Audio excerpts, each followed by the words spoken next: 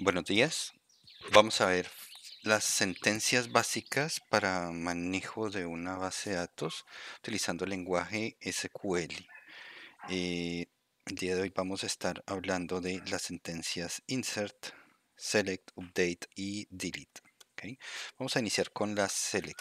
Select se utiliza para obtener o visualizar datos de alguna entidad o de varias entidades o tablas de nuestra base de datos. Vamos a poner, por ejemplo, nuestra tabla sistema ventas, donde tenemos las tablas cliente, factura, forma de pago, producto y producto factura. La consulta select la podemos utilizar sobre una o sobre varias tablas de esta base de datos. Vamos a obtener los clientes, por ejemplo, de la tabla cliente y utilizamos la consulta select. Podemos usar el comodín asterisco para que me traiga todos los campos de esa tabla cliente y vamos a indicar el nombre de la tabla de la cual vamos a obtener las tuplas. Cliente, select asterisco from cliente. Vamos a ejecutar y miren que tenemos ya todas las tuplas de esa base, de esa tabla de la base de datos. Podríamos indicar que quiero ver solo los clientes que tengan ID 2, 3, 4 o 5, ¿cierto? Entonces podemos modificar nuestra consulta y colocar un filtro, where ID cliente sea igual a 2. Y mire que me traen al cliente número 2. De igual forma podría estar filtrando por nombre, por email, por cualquier campo que nosotros podamos estar necesitando de esta base de datos. ¿Ok?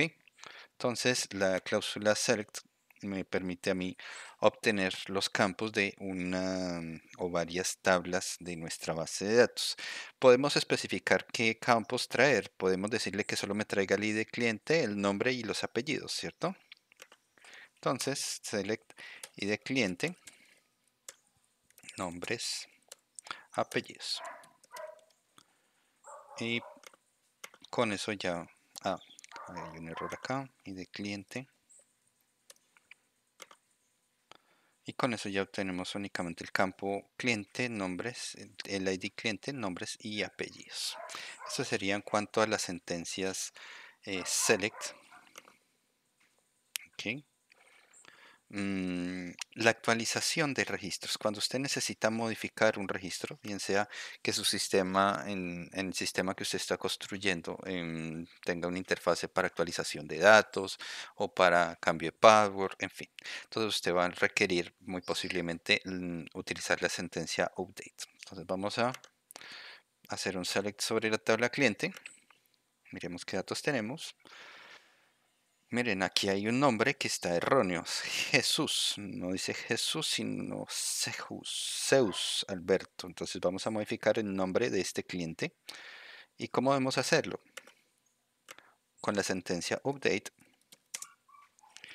indicamos cuál es el campo que queremos modificar. Entonces nombres.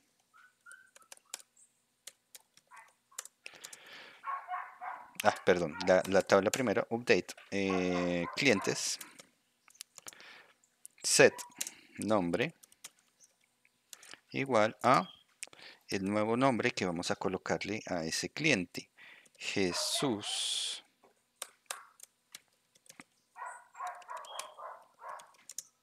Alberto. ¿Ok?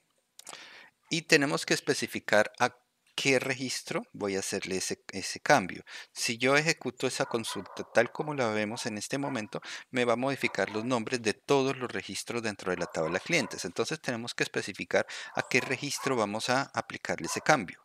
Where ID cliente y voy a modificar el cliente con el ID número 1, ¿cierto? Igual a 1.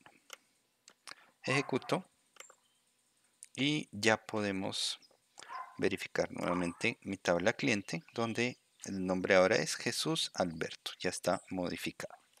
Entonces es bastante útil ese update. Update sirve para modificar uno o varios registros al mismo tiempo. Y si usted no le coloca un filtro, pues va a afectar esa modificación a todos los campos, a todos los registros dentro de una tabla en la base de datos, ¿ok? Los insert nos sirven para crear nuevos registros dentro de una base de datos. Entonces, por ejemplo, vamos a insertar un nuevo cliente. Insert into cliente.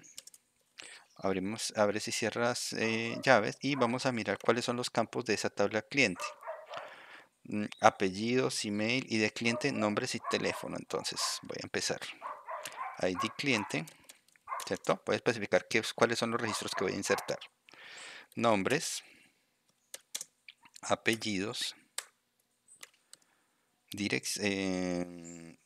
nombres, apellidos, email y teléfono. Email y teléfono, ¿cierto?